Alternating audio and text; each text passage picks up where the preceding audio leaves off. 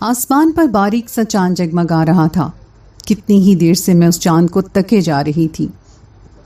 کچھ ہی دیر پہلے تو آسمان پر تاریکی پھیلنا شروع ہوئی تھی، جس کے بعد یہ چاند نمودار ہوا تھا. میری آنکھوں میں زمانے بھر کی یاسیت موجود تھی. کیوں نہ ہوتی؟ اس چاند نے میرے ساتھ جو کچھ کیا تھا، کیا میں وہ زندگی بھر بھول سکتی تھی؟ 4 سال گزر چکے تھے. آج کتنے عرصے کے بعد میں نے پھر سے زندگی کو محسوس کیا تھا. آج یکم محرم تھی اور آج سے 4 سال پہلے محرم ہی کی تاریخوں میں مجھے مار ڈالا گیا تھا. اپنی موت کا وہ دن میں کیسے بھول سکتی ہوں؟ اس دن کی ہیبت آج بھی مجھے اندر تک ہلا کے رکھ دیتی ہے. قبر کا وہ خوفناک منظر اور وہ گھٹن اب تک مجھے اپنے جسم پر محسوس ہوتی ہے. میں چھت پر کھڑی تھی، اپنے ہی خیالوں میں گم تھی. چاند کو گھورتے ہوئے نہ جانے میں ماضی میں کہاں جا پہنچی تھی. تبھی نیچے گلی میں سیاہ لباس پہلے 2 جوان گزرتے ہوئے دکھائی دیے. یار، اس بار میری تیاری پوری ہے. میں شام غریبہ میں ضرور شرکت کروں گا. اب تو میری عمر بھی زیادہ ہو گئی ہے. میں بالغ ہوں اور شام غریبہ میں شرکت کے لیے بالکل تیار ہوں. ایک لڑکا دوسرے سے کہہ رہا تھا اور دوسرا بھی اس کی ہاں میں ہاں ملا رہا تھا. آپس میں بات کرتے ہوئے شام غریبہ کا ذکر کرتے ہوئے یہ دونوں دوست گلی میں آگے بڑھتے چلے گئے. یہ جانے بغیر کہ لفظ شام غریبہ سنتے ہی میرے اندر کیسی پھریری سی دوڑ گئی. میں ایک لمحے کے لیے جیسے برف کا بت بن گئی، اور جب مجھے ہوش آیا تو میں ایک جھٹکے سے پلٹی اور تیز تیز قدموں سے بھاگتی ہوئی سیڑھیاں اترتے ہوئے نیچے اپنے کمرے میں جا پہنچی. اندر داخل ہو کر میں نے جلدی سے کمرے کا دروازہ بند کیا. خوف ایک مرتبہ پھر مجھے اپنے حصار میں لینے لگا تھا. شام غریبہ کی وہ رات پھر سے مجھے جکڑنے کے لیے میری طرف بڑھتی ہوئی آ رہی تھی. میرا نام صبا ہے. آج سے 4 سال پہلے میری عمر 18 سال تھی. میں بالغ ہو رہی تھی اور میں اس نئی تبدیلی سے بے حد خوش تھی. خوشی اس لحاظ سے نہیں کہ میں بڑی ہو گئی ہوں، میری شادی کر دی جائے گی اور میں اپنے فیصلوں میں خود مختار ہو جاؤں گی، بلکہ خوشی تو اس چیز کی تھی کہ میں بھی اپنے بڑوں کی طرح شام غریبہ میں شرکت کروں گی. میں اپنے گھر والوں کو ہر سال محرم کے دنوں میں سیاہ لباس پہنے جوش و خروش سے عبادات کرتے ہوئے دیکھتی تھی.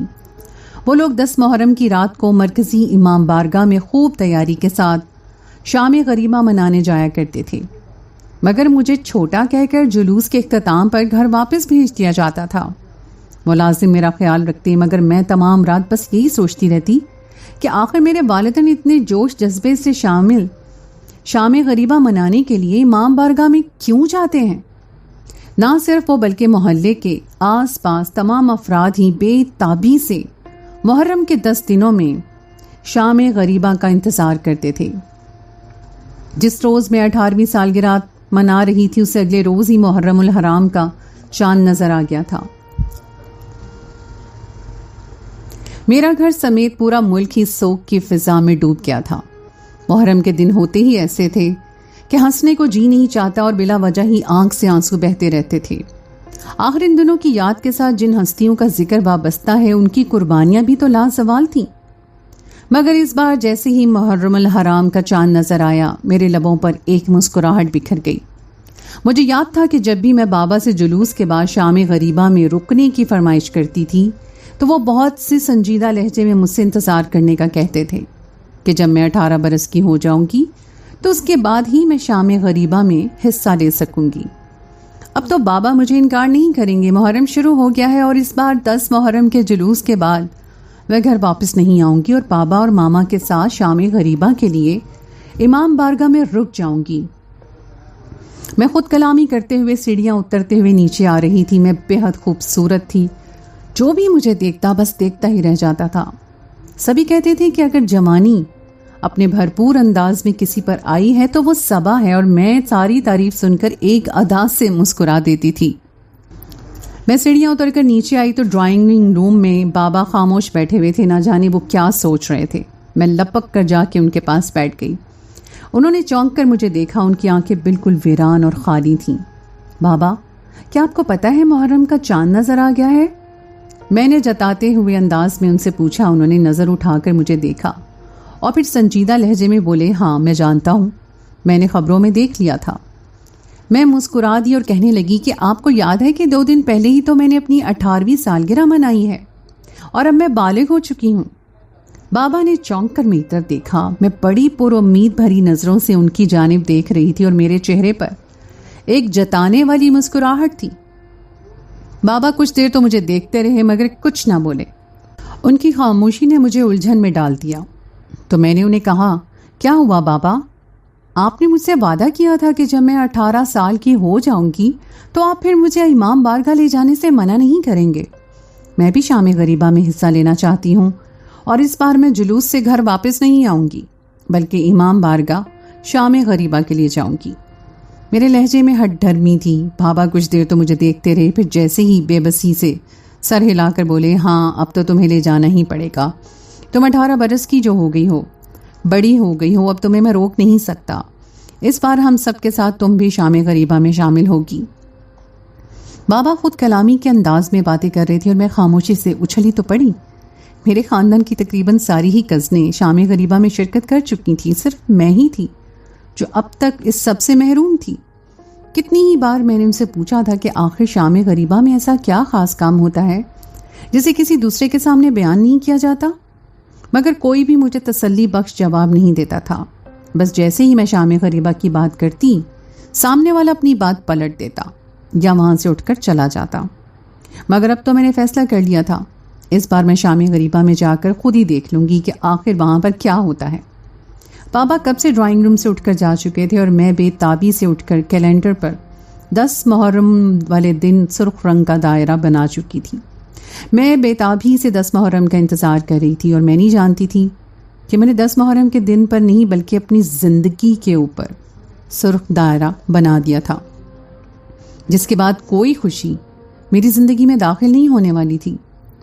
ایک ایک کر کے دن گزرتے جا رہے تھے اور محرم کے دنوں کی خاص بات یہ تھی کہ میں اور میرے تمام گھر والے روزانہ رات کو مجلس میں شرکت کرنے کے لیے جایا کرتے تھے۔ امام بارگاہ میں خوب سجاوٹ کی ہوتی تھی اور آس پاس کی گلیاں اور روڈ صاف ستھرے ہوتے اور عام لوگوں کو امام بارگاہ کے آس پاس پھٹکنے کی بھی اجازت نہیں ہوتی تھی۔ اس بات پر میرا سر فخر سے بلند ہو جاتا تھا، مگر نہ جانے کیوں اس بار مجھے عام دنوں کی یہ رونق بھی متاثر نہیں کر رہی تھی اور میں بس 10 محرم کا ہی انتظار کر رہی تھی۔ گزرتے دنوں کے ساتھ آخر کار 9 محرم کی رات آ پہنچی۔ اگلے دن 10 محرم تھا۔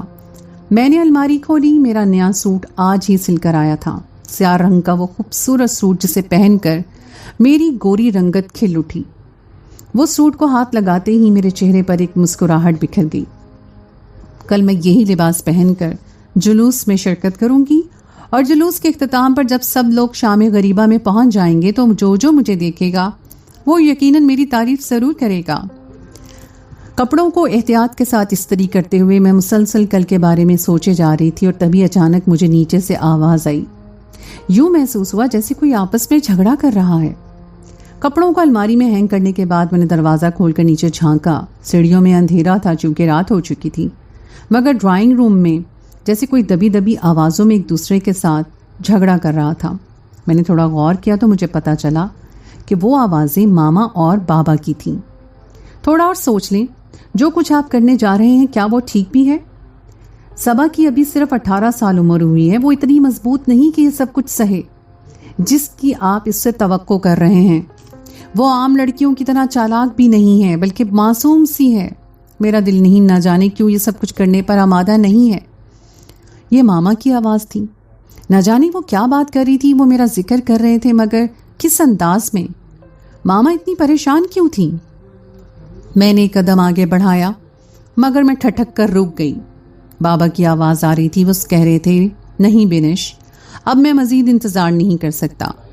صبا کو اب شام غریبہ میں شرکت کرنی ہی پڑے گی۔ وہ بالغ ہو چکی ہے اور یقیناً جس مقصد کے لیے اسے تیار کیا گیا ہے وہ اس پر ضرور پورا اترے گی۔ میں اس کی وجہ سے کوئی نقصان نہیں اٹھاؤں گا۔ بابا کی بات سن کر میرے جسم میں سنسنی سی دوڑ گئی۔ بابا شام غریبہ کا ذکر کر رہے تھے۔ شام غریبہ کا تو میں بھی بے چینی سے انتظار کر رہی تھی، لیکن آخر اس رات میں ایسا کیا خاص تھا جس کے لیے بابا نے مجھے 18 سال تک تیار کیا تھا؟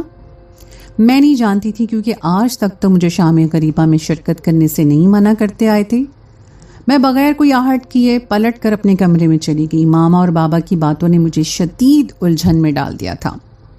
مجھے یقین ہو گیا تھا کہ شام غریبہ میں یقیناً کچھ ایسا راز ضرور موجود ہے جسے میرے والدین آج تک مجھ سے چھپاتے آئے ہیں.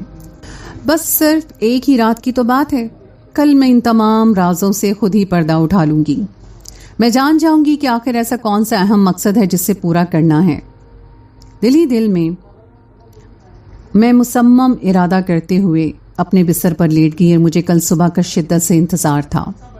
رات قطرہ قطرہ کر کے بھیگتی رہی اور آخرکار صبح کا سورج نمودار ہو گیا اور میری آنکھ ماما کی آواز پر کھلی. وہ میرے پاس کھڑی ہوئی مجھے جگا رہی تھی. اٹھو صبا، ہمیں جلوس کے لیے نکلنا ہے، دیر ہو رہی ہے، جلدی سے تیار ہو کر نیچے آ جاؤ. ان کی آواز میں عجلت تھی. نہ جانے مجھے کیوں ایسا لگا کہ ان کا چہرہ بجھا بجھا سا ہے، مگر مجھے تو جلدی تھی. میں آنکھیں مسلتے ہوئے اٹھ بیٹھی اور لپک کر واش روم میں جا گھسی اور کچھ ہی دیر کے بعد میں اپنا سیاہ سوٹ پہن کر تیار ہو کر نیچے لاؤنج میں جا پہنچی تھی. میرے گھر والے تیار تھے اور سب نے سیاہ رنگ کے لباس پہن رکھے تھے. سب کے چہروں پر سختی اور آنکھوں میں سرخی تھی. میرے گھر کا دروازہ کھلا تھا اور آس پاس کے گھروں سے بھی لوگ نکل نکل کر جلوس میں شرکت کرنے کے لیے روانہ ہو رہے تھے. چاروں طرف سیاہ لباسوں میں ملبوس لوگوں کو دیکھ کر دل میں اچانک ایک خوف سا طاری ہو رہا تھا، مگر میں خود بھی انہی کا حصہ تھی. بابا آج خلاف معمول بہت چپ تھے. مجھے لگا شاید یہ 10 محرم کے دن کی وجہ سے ہے، کیونکہ آج کا دن ہی اتنا غمناک ہے کہ کسی بھی انسان کا ہنسنے کو جی نہیں چاہتا. میں خاموشی سے گاڑی میں بیٹھ کر کچھ ہی دیر کے بعد ہم لوگ جلوس کی جانب رواں دواں تھے. ایک مخصوص جگہ پر پہنچ کر ہم نے اپنی گاڑی پارک کر دی. یہاں سے آگے جلوس میں شرکت کرنے والے افراد جمع ہو رہے تھے. یہیں سے سب لوگوں کو ایک ہجوم کی صورت میں سفر شروع کرنا تھا. یہی تو 10 محرم کا بڑا جلوس تھا. میں خوش تھی اور پرجوش بھی. جلوس میں شرکت کرنے کے لیے میری کچھ سہیلیاں بھی آئی ہوئی تھیں اور یہیں پہنچ کر مرد الگ ہو گئے اور عورتیں الگ ہو گئیں. ہم لوگ دھیرے دھیرے چلتے ہوئے مختلف سڑکوں پر سے گزرتے جا رہے تھے. ہم میں سے اکثر خواتین ماتم بھی کر رہی تھیں. ہم غمزدہ اشعار پڑھ رہے تھے، مگر میرا دھیان تو آج اس سارے جلوس میں ہونے والی کسی چیز میں نہیں تھا. یہ سب تو میں عرصے سے کرتی آئی تھی. انتظار تھا تو مجھے بس صرف شام غریبہ کا، جس سے میں نے آج سے پہلے کبھی شرکت نہیں کی تھی. سہیلیوں کے پاس کھڑے ہو کر شربت پیتے ہوئے اور مختلف راستوں سے گزرتے ہوئے آخرکار جلوس امام بارگاہ کے سامنے جمع ہونا شروع ہو گیا. شام ہو چکی تھی، جلوس ختم ہو رہا تھا اور میرا دل باغ باغ ہو رہا تھا. یہ امام بارگاہ بہت بڑی تھی اور خوبصورت بھی. اس میں اتنی ساری روشنیاں کی گئی تھیں کہ دن کا گمان ہو رہا تھا. ایک ایک کر کے سیکیورٹی سے گزرتے ہوئے سارے ہی مرد اور عورتیں اس امام بارگاہ کے اندر داخل ہونے لگے.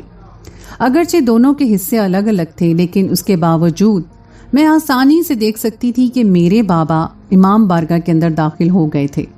کچھ ہی دیر کے بعد میں اپنے گھر والوں کے ہمراہ اندر جا رہی تھی اور اندر بہت رش تھا. ابھی تک تو مجھے کچھ ایسا خاص نظر نہیں آیا تھا جسے دیکھ کر میں یہ سمجھ پاتی کہ آخر مجھے آج تک شام غریبہ میں شرکت کرنے سے کیوں منع کیا گیا تھا. میں ماما کے ساتھ امام بارگاہ میں بیٹھی ہوئی تھی. بہت ساری عورتوں کے ساتھ میں بھی بیٹھ گئی. سب لوگ تھکے ہوئے تھے اور کچھ زخمی بھی تھے. تبھی مجھے اپنے موبائل کی رنگ ٹون سنائی دی اور میرے پاس ایک چھوٹا سا پرس تھا جسے میں نے اپنا فون رکھا ہوا تھا. میں نے حیران ہوتے ہوئے موبائل نکال کر دیکھا تو بابا کا نمبر جگمگا رہا تھا. میں نے فون آن کر کے کان سے لگایا تو میری سانس اوپر کی اوپر اور نیچے کی نیچے رہ گئی. دوسری طرف بابا تھے. وہ زور زور سے روتے ہوئے چلا رہے تھے، صبا صبا جلدی کرو، میری مدد کے لیے آؤ، مجھے تمہاری مدد کی ضرورت ہے، جلدی کرو. امام بارگاہ میں جہاں بیٹھی ہو وہاں سے باہر نکلو اور گھوم کر پچھلی طرف آ جاؤ. وہاں امام بارگاہ کا پچھلا حصہ ہے، ایک چھوٹا سا دروازہ ہے، اس دروازے سے اندر داخل ہو جاؤ. جلدی کرو، مجھے تمہاری مدد کی ضرورت ہے. میں بہت بری مصیبت میں پھنس چکا ہوں. سوائے تمہارے مجھے کوئی یہاں سے نہیں نکال سکتا. کسی کو بھی مت بتانا. اگر تم نے کسی کو بھی بتایا تو میں مارا جاؤں گا. ایک ایک لفظ کسی کو کہے بغیر جلدی سے وہاں سے باہر نکلو اور امام بارگاہ کے پیچھے اس کمرے میں آؤ. بابا مسلسل جلدی کرو کا شور مچا رہے تھے اور تبھی لائن کٹ گئی. میں گھبراتے ہوئے ہیلو ہیلو کرتی رہ گئی، مگر لائن ساکت ہو چکی تھی. میں نے بابا کا نمبر ملانا چاہا مگر دوسری طرف سے کوئی جواب نہیں مل رہا تھا. ان کا نمبر مسلسل بند آنے لگا. میں نے گھبرا کر آس پاس دیکھا. محلے کی عورتیں یہاں تک کہ میری ماما بھی بالکل میرے ساتھ ہی بیٹھی ہوئی تھیں. شاید دونوں نے مجھے بابا سے بات کرتے ہوئے نہیں سنا تھا. مجھے پسینے آنے لگے. آخر بابا کہاں تھے؟ وہ کس مصیبت میں پھنس گئے تھے اور صرف مجھے ہی کیوں بلا رہے تھے؟ میرا دل چاہا کہ میں ماما کو بتاؤں لیکن مجھے بابا الفاظ یاد آئے. کسی کو مت بتانا ورنہ میں مارا جاؤں گا. یکلخت ہی میں نے اپنے ہونٹ سختی سے بھینچ لی اور میں کسی کو کچھ نہیں بتا سکتی تھی. تیزی سے اٹھی اور اپنی چادر سمیٹتے ہوئے امام بارگاہ کی بیرونی جانب لپکی. سیکیورٹی نے مجھے اندر سے باہر آتے ہوئے دیکھا تو روک کر پوچھا کہ کیا مسئلہ ہے. میں خاموش نظروں سے اسے دیکھے گئی. شاید میرے چہرے پر چھپا ہوا خوف اس نے دیکھ لیا تھا. تبھی کچھ اور لوگ امام بارگاہ میں داخل ہونے کے لیے دروازے پر آ گئے اور سیکیورٹی والا ان کی جانب متوجہ ہو گیا. میں خاموشی سے اس کے برابر میں سے نکلتی چلی گئی. روڈ کے اس طرف بے حد بھیڑ تھی اور امام بارگاہ کے بالکل ساتھ ایک پتلی سی گلی اندر کی طرف جاتی تھی. شاید بابا مجھے وہیں سے آنے کا کہہ رہے تھے. مسلسل ان کا نمبر ڈائل کرتے ہوئے میں ادھر ادھر دیکھ رہی تھی اور اس جانب گہرا اندھیرا تھا. بابا کا نمبر مسلسل بند آ رہا تھا. میری آنکھوں سے آنسو بہنے لگے. مجھے اپنے بابا سے بے حد محبت تھی. میں تیزی سے اس پتلی گلی کے اندر لپکی. اسی گلی کا تو بابا نے کہا تھا کہ اس کے آخری سرے پر ایک کمرہ ہے جو امام بارگاہ کی پچھلی طرف ہے. گلی کا فرش بہت ناہموار تھا. اس پر چلتے ہوئے میری سانسیں بے ترتیب ہونے لگیں. مجھے تھوڑا تھوڑا خوف محسوس ہو رہا تھا اور آنکھیں پھاڑ پھاڑ کر اندھیرے میں دیکھنے کی کوشش کرتے ہوئے میں نے بابا کو آواز لگائی. بابا کہاں ہیں آپ؟ میں صبا ہوں. بابا آواز دیں. مگر بابا کی کوئی آواز نہیں آ رہی تھی. میں نے پیچھے مڑ کر دیکھا. امام بارگاہ کی سمت سے مدھم مدھم لوگوں کے شور کی آوازیں یہاں سنائی دے رہی تھی مگر جیسے جیسے میں گلی میں اندر بڑھتی جا رہی تھی بالکل سناٹا ہوتا جا رہا تھا. گلی بہت لمبی سی تھی. میں نے موبائل کی ٹارچ آن کرنی چاہی تبھی مجھے ایک آواز سنائی دی. میں چونک اٹھی. وہ گھٹی گھٹی سی آواز بابا کی تھی. میں نے موبائل کو اپنے کرتے کی بنی ہوئی جیب میں ڈالا اور تیزی سے آواز کی سمت دوڑ لگا دی.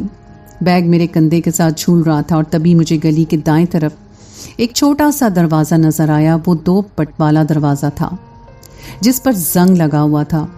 دروازہ کھلا تھا. میں بھاگ کر اس دروازے کے اندر داخل ہو گئی. اندر گپ اندھیرا تھا. بابا بابا آپ کہاں ہیں؟ اندھیرے کمرے میں میری آواز گونج کے رہ گئی اور مجھے خوف محسوس ہو رہا تھا. بابا آخر مجھے بلا کر خود کہاں چلے گئے تھے؟ مجھے اپنی دھڑکنوں کی آواز صاف سنائی دے رہی تھی اور تبھی میں نے سوچا کہ موبائل پر کال کرتی ہوں. لیکن اس سے پہلے کہ میں اپنے کرتے کی جیب میں سے موبائل نکال کر کال ملاتی مجھے اپنے پیچھے آہٹ محسوس ہوئی. میں بری طرح سے چونک کر پلٹی مگر اس سے پہلے کہ میں پوری طرح سے اپنا رخ موڑ پاتی اچانک مجھے 2 مضبوط ہاتھوں نے پیچھے سے دبوچ لیا. کسی نے میرے منہ پر اپنا ہاتھ رکھ کر میری آواز کا گلا گھونٹ دیا تھا اور میں بری طرح سے گھبرا گئی. میں نے چیخنے کی کوشش کی مگر میرے منہ پر جمع ہوا مضبوط مردانہ ہاتھ میرے حلق سے ایک آواز بھی نہیں نکلنے دے رہا تھا. جس نے مجھے پکڑا تھا اس نے اسی آہنی گرفت کے ساتھ مجھے پکڑے ہوئے پیچھے کی جانب گھسیٹنا شروع کر دیا اور نہ جانے وہ مجھے لے کر کہاں جا رہا تھا. میں تو اس اچانک افتاد پر بری طرح سے گھبرا گئی تھی. مجھے اندازہ ہو رہا تھا کہ جس نے مجھے پکڑا تھا وہ کوئی بہت ہی طاقتور مرد تھا.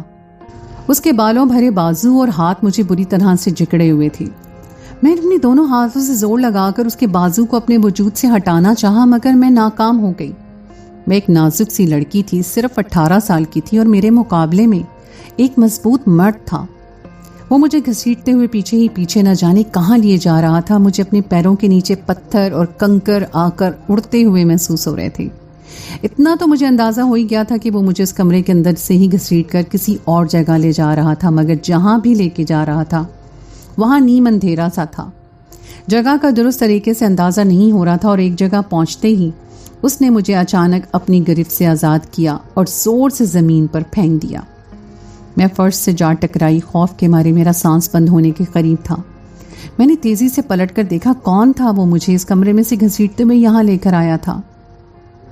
نیم اندھیرے کمرے میں اس کا چہرہ واضح تھا مگر میں اسے نہیں جانتی تھی. اس کی ہوس سے بھری ہوئی آنکھیں مجھے جمی تھیں. اس کے لمبے بال اس کے کندھوں پر جھول رہے تھے۔ نیم اندھیرے کمرے میں بھی میں اس کی آنکھوں کی سرخی دیکھ کر بتا سکتی تھی کہ اس وقت وہ کسی نشے کے زیر اثر ہے۔ واہ یار کیا مال ہے! 18 برس کی کنواری لڑکی، آج تو مزے ہو گئے۔ 50 لاکھ کے بدلے سودا برا نہیں ہے۔ وہ دائیں طرف کسی کو آنکھ مار کر خباثت سے ہنستے ہوئے بول رہا تھا۔ اس کی بات پر گھبرا کر میں نے اس جانب دیکھا جہاں وہ اشارہ کر رہا تھا۔ وہاں ایک اور لڑکا کھڑا تھا، نفاست سے بنائے ہوئے بال اور بہترین لباس۔ میں نے اسے ایک نظر دیکھتے ہی پہچان لیا۔ اسے دیکھتے ہی میری آنکھیں پھٹی کی پھٹی رہ گئیں۔ وہ یہاں اس اندھیرے کمرے میں آخر کیا کر رہا تھا؟ تبھی میرے دماغ میں ایک زوردار دھماکہ ہوا۔ وہ بالوں والا شخص کسی 50 لاکھ روپے کی بات کر رہا تھا۔ سودا اور 50 لاکھ، اس کی باتیں میرے دماغ میں چبھنے لگیں۔ میں بری طرح سے گھبرا گئی تھی۔ سب سے پہلا خیال جو میرے دماغ میں آیا وہ یہی تھا کہ مجھے کسی بھی طرح یہاں سے اٹھ کر بھاگنا چاہیے۔ میں نے اس خیال پر عمل درآمد کیا اور میں تیزی سے زمین سے اٹھی اور اس کی مخالف سمت میں بھاگنے لگی۔ وہ دونوں ہی لپک کر میرے پیچھے آئے اور راہداری میں نیم اندھیرا تھا۔ ان کے اپنے پیچھے دوڑتے ہوئے قدموں کی آوازیں میرے کانوں میں پڑ رہی تھیں۔ مجھے اپنی روح فنا ہوتے ہوئے محسوس ہو رہی تھی۔ اندھیرے میں نہ جانے میں کس سمت میں بھاگتی چلی جا رہی تھی، بس اتنا پتا چل رہا تھا کہ یہ کمرہ ایک طویل راہداری میں کھلتا تھا۔ راہداری میں دروازے ہی دروازے تھے۔ شاید یہ امام بارگاہ کے پچھلے حصے کا حصہ تھا، مگر یہاں امام بارگاہ سے آنے والی کوئی آواز سنائی نہیں دے رہی تھی۔ میں بس یہاں سے نکلنا چاہتی تھی۔ تبھی اچانک میرا پاؤں زمین پر پڑی ہوئی کسی چیز سے الجھ پڑا اور میں بری طرح سے زمین پہ جا گری۔ اگلے ہی لمحے وہ دونوں میرے سر پر آن پہنچے تھے۔ ایک نے اپنے ہاتھ بڑھا کر میرے بالوں کو دبوچا اور مجھے زمین سے اٹھایا۔ کہاں بھاگ کر جا رہی ہیں مہارانی؟ رقم بھری ہے تمہارے بدلے میں، اب ہم اپنی رقم تو وصولیں گے ہی۔ ان دونوں کی مانی خیز ہنسی میرے کانوں میں لاوا انڈیل رہی تھی۔ میں دیکھتے ہی دیکھتے اس شخص نے میرے سر پہ موجود چادر کھینچ لی اور ہاتھ بڑھا کر میرا گریبان پھاڑ ڈالا۔ ایک زوردار چیخ میرے لبوں سے آزاد ہوئی، مگر وہاں میری مدد کے لیے کوئی نہیں آنے والا تھا۔ مجھے اپنے بابا کا خیال آیا کہ نہ جانے وہ کہاں تھے، وہ بھی مصیبت میں تھے۔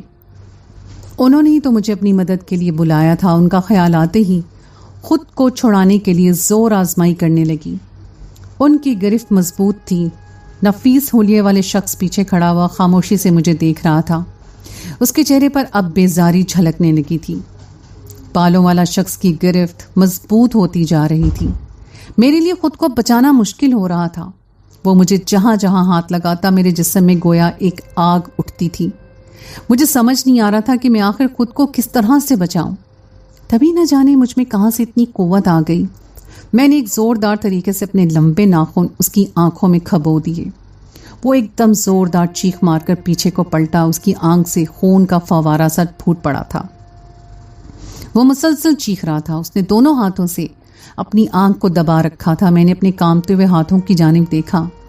میرے دائیں ہاتھ خون میں لتھڑے ہوئے تھے۔ شاید میں نے اس کی آنکھ پھوڑ ڈالی تھی۔ مجھے سخت خوف محسوس ہو رہا تھا اور نفیس لباس والا شخص اپنے دوست کی حالت دیکھ کے بری طرح سے گھبرا گیا تھا۔ وہ کبھی آگے بڑھ کر اسے سنبھالتا اور کبھی میری جانب کھا جانے والی نظروں سے دیکھنے لگتا۔ مجھے لگا یہی بھاگنے کا مناسب موقع ہے، مگر جیسے ہی میں زمین سے اٹھ کر دوسری جانب لگی، اس بظاہر شریف دکھنے والے انسان نے کسی وزنی چیز سے میرے سر پر زوردار وار کیا۔ درد کی ایک شدید لہر میرے سر پر پیدا ہوئی اور مجھے اپنی کن پٹی پر ایک مایا سا رینگتا ہوا محسوس ہوا۔ وہ میرا خون تھا۔ اگلے ہی پل میں زمین بوس ہو چکی تھی اور میری آنکھوں کے آگے سے منظر مٹنے لگا۔ کمرے میں چھایا ہوا نیم اندھیرا گہرے اندھیرے میں بدلنے لگا۔ نیم بے ہوشی کی گہری وادیوں میں اترنے سے پہلے میں نے ایک مدھم سی آواز سنی۔ وہ نفیس لباس والا اپنے دوست سے کہہ رہا تھا کہ اس نے ہمارا چہرہ دیکھ لیا ہے، لوگ مجھے پہچانتے ہیں، اسے زندہ نہیں رکھ سکتے، مگر میں اسے مارنے کا خطرہ بھی نہیں لے سکتا۔ آلہ قتل اگر مل گیا تو میرے کیریئر پر بڑا سوال یا نشان لگ جائے گا۔ اسے کسی اور ہی طریقے سے جان چھڑانی پڑے گی۔ ان کی آوازیں مدھم ہوتی گئیں اور وہ جو کچھ کہہ رہے تھے اسے سن کر میرے رونگٹے کھڑے ہو گئے تھے، مگر میں جواب میں کچھ نہیں کر سکتی تھی۔ یہ آخری آواز تھی جو میرے کانوں میں پڑی۔ اس کے بعد میرا ذہن گہری تاریکیوں میں ڈوبتا چلا گیا۔ بے ہوش ہونے سے پہلے جو آخری خیال میرے ذہن میں آیا وہ یہی تھا کہ نہ جانے کسی کو پتہ بھی ہوگا کہ نہیں کہ صبا کن درندوں کے ہتھے چڑھ گئی ہے۔ نہ جانے میں کتنی دیر تک بے ہوش رہی، مگر شاید میرا ذہن کچھ جاگ رہا تھا۔ جب ہی بے ہوشی کے عالم میں بھی ایک جھٹکے سے کبھی میری آنکھ کھلتی تو مجھے آس پاس کا منظر نظر آ جاتا۔ دھندلے دھندلے منظر میری آنکھوں کے سامنے سے پھسل رہے تھے۔ مجھے ٹھک ٹھک کی آواز سنائی دے رہی تھی۔ جس جگہ میں زمین پر پڑی تھی میرے برابر میں کدالیں زمین پر مار کر ایک گہرا کھڈا کھودا جا رہا تھا، مگر مجھے کچھ سمجھ نہیں آ رہا تھا۔ میں اپنی آنکھیں کھولنے کی پوری کوشش کرتی، لیکن اگلے ہی پل میرا ذہن تاریکیوں میں ڈوب جاتا۔ کچھ ہی دیر کے بعد جب ایک لہر کی صورت میں میرے حواس بحال ہوئے تو میں پھر سے کوئی منظر دیکھ لیتی۔ دھندلی آنکھوں سے میں نے 2 سایوں کو خود پر جھکے ہوئے دیکھا۔ وہ ٹٹول ٹٹول کر میری سانسیں چیک کر رہے تھے۔ ان میں ایک وہی تھا جس نے مجھے مارنے کا فیصلہ کیا تھا۔ شاید گڑھا کھودا جا چکا تھا، اب وہ دونوں مجھے ٹانگوں اور بازوں سے اٹھا کر اس کھڈے میں پھینکنے کی کوشش کر رہے تھے۔ جس شخص کی میں نے آنکھ پھوڑی تھی اس نے مجھے ایک زوردار ٹھوکر بھی ماری۔ میں اندر ایک کسی انگلی کو ہلانے کی بھی سکت نہیں رکھتی تھی۔ میرا خون تیزی سے بہہ رہا تھا۔ جو آخری منظر میں نے ہوش و حواس میں دیکھا وہ یہ تھا کہ ان دونوں نے مجھے گڑھے میں پھینک دیا تھا۔ مجھے اپنے اوپر مٹی گرتی ہوئی محسوس ہو رہی تھی۔ وہ میرے لیے قبر تیار کر چکے تھے اور خوف کی ایک شدید لہر میرے بدن میں دوڑ گئی۔ وہ مجھے زندہ دفن کر رہے تھے۔ میں نے چیخنے کے لیے اپنا منہ کھولا، لیکن میرے حلق سے کوئی آواز نہ نکل سکی اور میرا ذہن مکمل اندھیرے میں ڈوب گیا۔ نہ جانے کتنا وقت گزر گیا اور کتنی ہی دیر کے بعد جب مجھے ہوش آیا تو میں کسی تنگ سی جگہ میں تھی۔ کتنی ہی دیر میں سانس لے کر اپنے حواس بحال کرنے کی کوشش کرتی رہی۔ مجھے سانس لینے میں سخت تنگی ہو رہی تھی۔ میں نے اپنے بازو ہلانے چاہے مگر اس کے اوپر منو مٹی کا وزن تھا۔ تبھی میرے اوپر ایک روح فرسا انکشاف ہوا۔ میرے اوپر مٹی ڈال کر وہ لوگ مجھے قبر کے اندر دفن کر چکے تھے۔ شاید میرے منہ کے اوپر کچھ مٹی آنے رہ گئی، اس لیے میں سانس لے پا رہی تھی، مگر ہر بار سانس لیتے ہوئے مٹی کے نہ جانے کتنے ذرے میری ناک میں چلے جاتے۔ میرا دم گھٹنے لگا۔ مجھے موت بالکل اپنے سامنے نظر آ رہی تھی۔ ایک تنگ قبر میں بس چند ہی لمحوں بعد شاید میرا سانس بند ہو جاتا۔ میں نے سختی سے اپنی آنکھیں بھینچ لیں۔ مجھے بری طرح سے رونا آ رہا تھا اور ہر لمحے کے اندر اس بے حد تنگ جگہ میں آکسیجن ختم ہو رہی تھی۔ میرے پاس زندہ رہنے کے لیے شاید چند ہی پل بچے تھے اور میری آنکھوں سے 2 آنسو بہہ نکلے۔ مجھے اپنے ماں باپ کا چہرہ یاد آیا کہ میں آج کس قدر اہتمام کے ساتھ شام غریبہ میں شرکت کے لیے اپنے گھر والوں کے ساتھ آئی تھی۔ اس لڑکے کی سودے والی بات کسی انی کی طرح میرے دل میں گڑی ہوئی تھی۔ مجھے اس شخص کے چہرے کے تاثرات یاد آئے۔ وہ مجھے دیکھ کے کس قدر ندیدے انداز میں اپنے ہونٹوں پر زبان پھیر رہا تھا۔ میں نے اپنی عزت اور جان بچانے کی بہت کوشش کی مگر پھر بھی ناکام رہی۔ وہ دونوں مرد کامیاب ہو چکے تھے جنہوں نے میرا سودا کیا تھا۔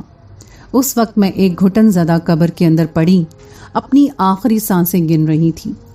میں بس انتظار کر رہی تھی کہ کچھ پل موت مجھ پر مہربان ہو جائے اور مجھے اس گھٹن زدہ قبر سے نجات مل جائے۔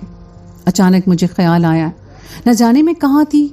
شاید یہ وہی جگہ تھی، وہی تاریک سا کمرہ اور آگے راہداری والی جگہ جو امام بارگاہ کی پچھلے جانب تھی۔ مجھے چلانا چاہیے، ہو سکتا ہے کسی کو میری آواز سنائی دے دے اور وہ میری مدد کو آ جائے۔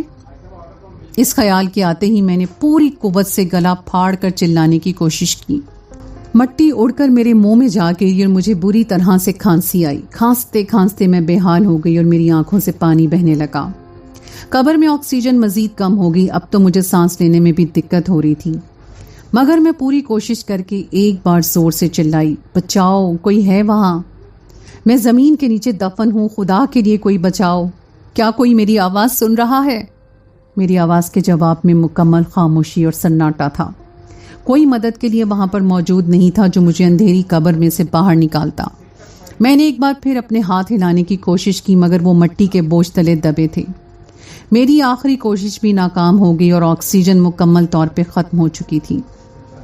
میں جتنی بار بھی سانس کھینچنے کی کوشش کرتی گھٹن اور بڑھ جاتی۔ چند ہی لمحے نکلے اور میرا ذہن ایک دفعہ پھر تاریکیوں میں ڈوب گیا اور شاید اس بار ہمیشہ کے لیے آخری خیال میرے ذہن میں یہی تھا کہ اب میں موت کو گلے لگانے والی ہوں۔ نہ جانے کتنے گھنٹے بیت گئے، یہ شاید دن میری ذہن میں ہر قسم کی فکر سے آزاد ہو چکا تھا۔ میں نے اپنی طرف سے تو موت کو گلے لگا لیا تھا مگر تبھی اچانک مجھے ہلکی ہلکی آہٹیں سنائی دینے لگیں، بالکل ایسے جیسے کوئی زمین کو کھود رہا تھا۔ میں نے ایک بار پھر اپنی آنکھیں کھولنے کی کوشش کی۔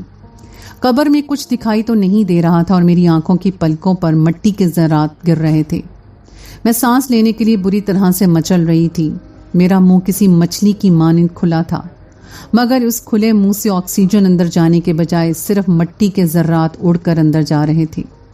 قریب تھا کہ میں موت کو گلے لگا لیتی اور تبھی مجھے روشنی کی ایک لکیر نظر آئی۔ کسی نے میرے اوپر پڑی ہوئی مٹی کو ہٹا کر جگہ بنا لی تھی۔ میرے اندر امید کی ایک کرن جاگی، شاید میں زندہ بچنے والی ہوں، شاید کوئی میری مدد کے لیے آ گیا ہے۔ نہ جانے وہ کون تھا، وہ کون فرشتہ تھا جو مجھے اس قبر میں سے نکالنے کے لیے آیا تھا؟ وہ کون تھا؟ میں نے پوری قوت سے زور لگایا، میری ہاتھوں پر سے مٹی سرک گئی۔ شاید یہ اس وجہ سے تھا کیونکہ قبر کے اوپر ڈالی ہوئی زیادہ تر مٹی ہٹائی جا چکی تھی۔ میں نے اپنا ہاتھ اس درز سے باہر نکالا اور تبھی میرے کانوں میں ایک زوردار چیخ کی آواز پڑی۔ شاید قبر کھودنے والے نے میرا ہاتھ دیکھ لیا تھا اور وہ خوف کے مارے اچھل کر پیچھے جا گرا تھا۔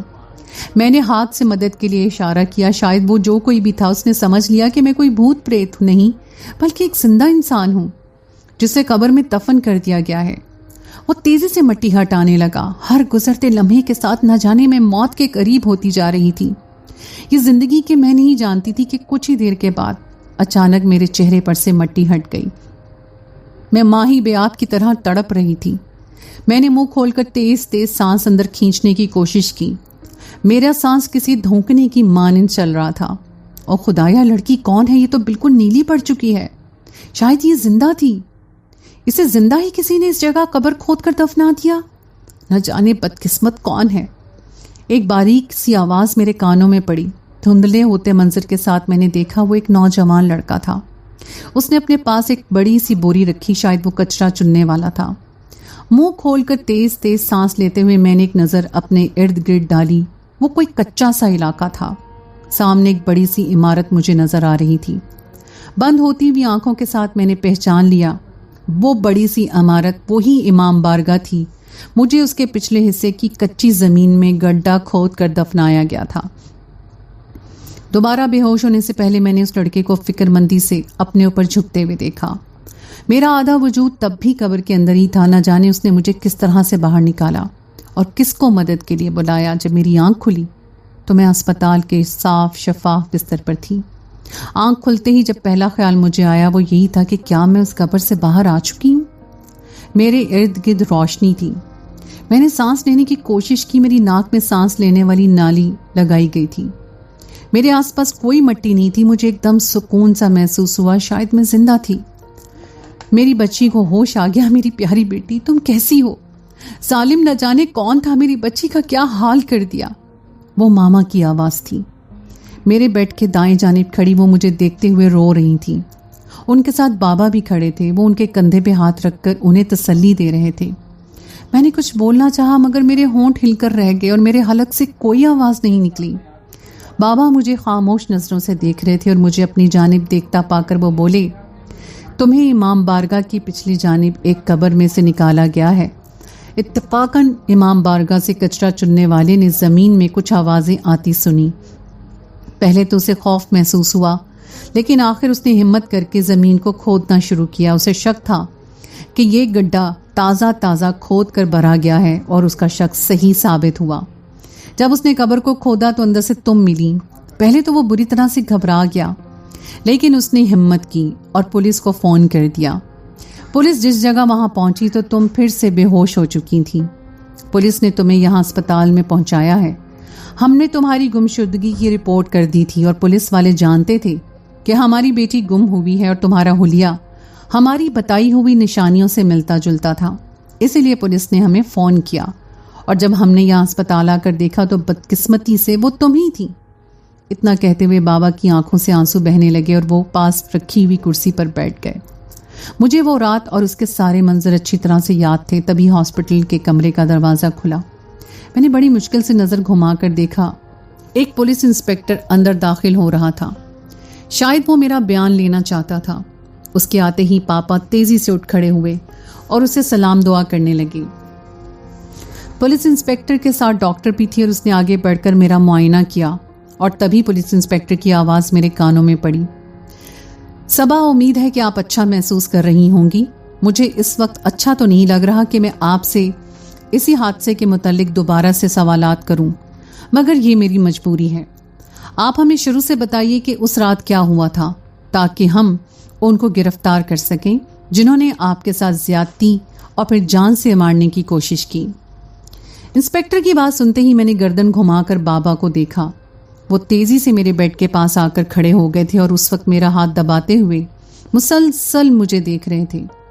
میں نے کچھ کہنا چاہا مگر تبھی اچانک ہی ایک زور کا جھٹکا لگا اور میں بری طرح سے ہل کر رہ گئی. لیکن وہ جھٹکا صرف شروعات تھی. یکے بعد دیگرے میرے جسم کو زور زور سے جھٹکے لگنے لگے. میرا جسم اکڑ گیا اور میرے منہ سے جھاگ بہنے لگی. میرا سانس بند ہونے لگا. ڈاکٹرز بھاگ کر میرے قریب آئے. انہوں نے بابا اور ماما کو دور ہٹا دیا تھا. انسپیکٹر صاحب کو بھی پیچھے کر دیا گیا اور ڈاکٹرز نے مجھے تشویشناک نظروں سے دیکھنا شروع کر دیا. تبھی میں نے ایک ڈاکٹر کو کہتے سنا کہ بہت دیر تک آکسیجن نہ ملنے کی وجہ سے اس لڑکی کے دماغ کا ایک حصہ ڈیمیج ہو گیا ہے. اگر اس سے مسلسل اسی طرح جھٹکے لگتے رہے تو اس کی گردن کی ہڈی ٹوٹ سکتی ہے اور اس کی موت واقع ہو سکتی ہے. ڈاکٹرز میرے اوپر جھکے جا رہے تھے اور مسلسل جھٹکے لگتے رہے اور کچھ ہی دیر کے بعد میں پھر سے بے ہوش ہو چکی تھی. اب کی بار بے ہوشی لمبی تھی. پورے 4 سال میں بے ہوش رہ کر گزارنے پڑے. میں کوما میں جا چکی تھی. اس کوما کے دوران گزرے ہوئے 4 سالوں میں میں نے اپنے آس پاس بہت سی آوازیں سنی مگر میں کبھی بھی آنکھیں کھول کر نہیں دیکھ سکتی تھی. اس پورے عرصے کے دوران جو چیز مجھے کبھی نہیں بھولی تھی وہ بس وہ رات، اس قبر کے اندر کی گھٹن اور ٹھنڈک اور اس شخص کا وہ جملہ، اس نے مجھے 50 لاکھ کے عوض کسی سے خریدا تھا. 1 ہفتہ پہلے مجھے ہوش آ گیا تھا اور فزیو تھراپسٹ نے مجھے چلنا سکھایا. جلد ہی میں نے دوبارہ سے اپنے قدموں میں کھڑا ہونا سیکھ لیا تھا. آج جب میں محرم کے چاند کو دیکھ رہی تھی تو مجھے 4 سال پہلے والا وہی محرم یاد آ گیا جسے شام غریبہ میں جانے کے لیے میں کس قدر پرجوش تھی. اس شام غریبہ نے تو میری زندگی ہی پلٹ ڈالی تھی، مگر میں یہ نہیں جانتی تھی کہ 4 سال کے بعد شروع ہونے والا یہ محرم بھی میری زندگی کو ایک مرتبہ پھر پلٹنے والا تھا. میں نیچے اپنے کمرے میں خاموشی کے ساتھ بیٹھی تھی اور میں جانتی تھی کہ وہ آنے والے ہیں، اور وہی ہوا. کچھ ہی دیر کے بعد کمرے کا دروازہ کھلا. بابا نے اندر جھانک کر دیکھا. وہ تھوڑے سے بوڑھے ہو گئے تھے اور ان کے چہرے پر ایک مسکراہٹ تھی. کیسی ہو صبا؟ تم نے چلنا پھرنا شروع کر دیا ہے، اچھی بات ہے. امید ہے کہ تم جلدی ٹھیک ہو جاؤ گی. آج یکم محرم ہے. ٹھیک 9 دن کے بعد شام غریبہ آئے گی.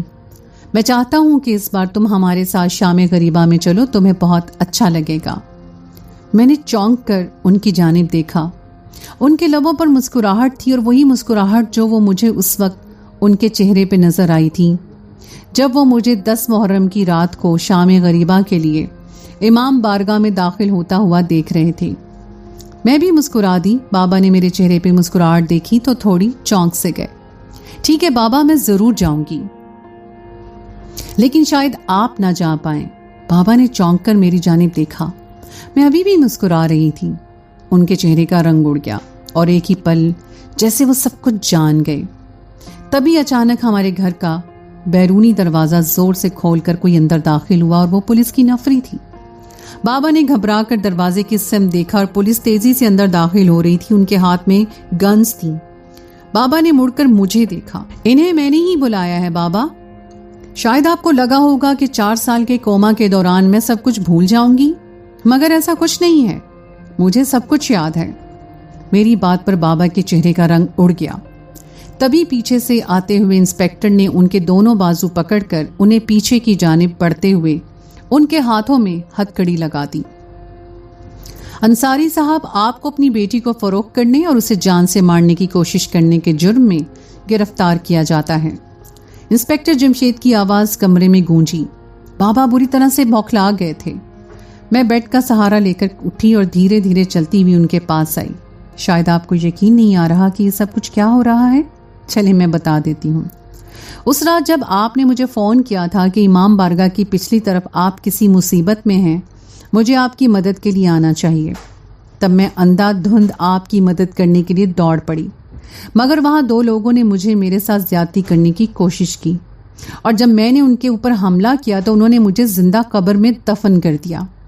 قبر میں دفن ہونے سے پہلے میں نے ان کے چہرے دیکھ لیے تھے، ان کی باتیں سن لی تھی۔ ان میں سے ایک شخص ٹی وی کا مشہور اداکار ہے، اسے میں نے کئی بار آپ کے پاس آفس میں آتے ہوئے دیکھا ہے۔ آپ دونوں مل کر ڈرگز کا کام کرتے تھے اور ایک سودے کے لیے آپ کو 50 لاکھ روپے کی ضرورت تھی۔ آپ نے مجھے فروخت کرنے کا سوچا۔ آپ نے مجھے شام غریبہ میں جانے کا لالچ دے کر اپنے ساتھ ہی امام بارگاہ لے جانے پر راضی کر لیا اور ان دونوں لوگوں کو بھی وہاں بلا لیا۔ آپ حیران ہیں نا کہ یہ سب باتیں مجھے کیسے پتہ چلی؟ مجھے دفن کرنے سے پہلے وہ دونوں آپس میں یہی بات کر رہے تھے، انہی کی باتوں سے مجھے یہ سب کچھ پتہ چلا۔ آپ نے میرے ساتھ یہ سب کیوں کیا بابا؟ میں تو آپ کی اپنی بیٹی تھی، آپ نے مجھے کیوں درندوں کے ہاتھوں فروخت کیا، جنہوں نے مجھے مارنے کی کوشش کی، وہ بھی 10 محرم کی رات کو؟ میری آواز آنسوؤں میں ڈوب گئی تھی۔ بابا زوردار آواز میں دھاڑے، نہیں ہو تم میری بیٹی، کس نے کہا ہے کہ میں تمہارا باپ ہوں؟ یتیم خانے سے گود لیا تھا تمہاری ماں نے تمہیں، اور تم کوئی پہلی نہیں ہو۔ میں اپنے سودے کے لیے کئی لڑکیاں اب تک فروخت کر چکا ہوں، گھر میں کام کرنے والی ملازمہ، تمہاری رشتہ دار، یہاں تک کہ تمہاری سہیلی کو بھی۔ میں جانتا تھا کہ تمہیں شام غریبہ میں جانے کا کتنا زیادہ شوق ہے۔ مجھے یہ بھی معلوم تھا کہ اس رات امام بارگاہ کے آس پاس گہری سیکیورٹی ہونے کے باوجود کس قدر بھیڑ ہوتی ہے، اور اسی بھیڑ میں میں تمہیں اپنے گاہک کے حوالے کر سکتا تھا۔ میں نے تمہیں دھوکے سے فون کیا اور امام بارگاہ کی پچھلی جانب بلایا۔ میں جانتا تھا کہ وہاں پر کوئی نہیں ہوگا، سیکیورٹی کی ساری توجہ امام بارگاہ کے سامنے والے حصے میں ہوگی۔ وہ اداکار اور اس کے ساتھ دوسرا لڑکا وہیں پر تمہارا انتظار کر رہے تھے۔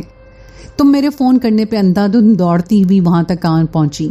اگر تم وہ کرتی جو تمہیں کرنے کے لیے کہتے تو تمہیں ایک شاندار زندگی ملتی جیسی تم سے پہلی والی لڑکیوں کو ملی تھی، مگر تم جلد بازی نے سب کچھ برباد کر دیا۔ تم نے اس لڑکی کی آنکھ پھوڑ دی اور تمہارے بے ہوش ہونے کے بعد مجھے انہیں پورے 50 لاکھ روپے واپس کرنے پڑے۔ مجھے تم پر اپنا پیسہ اور وقت ضائع کرنا ہی نہیں چاہیے تھا۔ میں حیران پریشان ان کا چہرہ دیکھ رہی تھی، وہ کس قدر بھیڑیے کا چہرہ لگ رہا تھا۔ ساری عمر میں اسے باپ سمجھ کر اسے پیار کرتی آئی تھی، وہ کیسا مکرو چہرے کا مالک تھا۔ اچانک ہی انہوں نے آگے بڑھ کر میرے اوپر حملہ کرنا چاہا اور ان کے منہ سے جھاگ نکل رہا تھا۔ وہ بری طرح سے لڑکھڑا کر پیچھے گر گئے اور میں بھی لڑکھڑا کر پیچھے جا گری۔ پولیس نے بر وقت انہیں قابو کر لیا۔ وہ مجھے گالیاں دے رہے تھے، میں پھٹی پھٹی آنکھوں سے سارا منظر دیکھ رہی تھی۔ انہوں نے مجھ پر کیسا انکشاف کر دیا تھا، نہ جانے میرے والدین کون تھے۔ ایک لمحے کے لیے میرے ذہن میں یہ خیال آیا، مگر میں جانتی تھی میں انہیں کبھی نہیں ڈھونڈ سکتی۔ پولیس انہیں گھسیٹتے ہوئے باہر لے جا رہی تھی۔ میں خاموشی سے اپنے کمرے کے دروازے پہ کھڑی پولیس کو انہیں لے جاتا ہوا دیکھ رہی تھی۔ پولیس انہیں گھر سے باہر لے گئی تو میں نے ایک گہرا سانس لیتے ہوئے خود پر قابو پایا اور مڑ کر اپنی الماری کی جانب بڑھ گئی۔ مجھے شام غریبہ اور 10 محرم کے جلوس میں شرکت کرنے کے لیے اپنے لباس کا انتخاب بھی تو کرنا تھا۔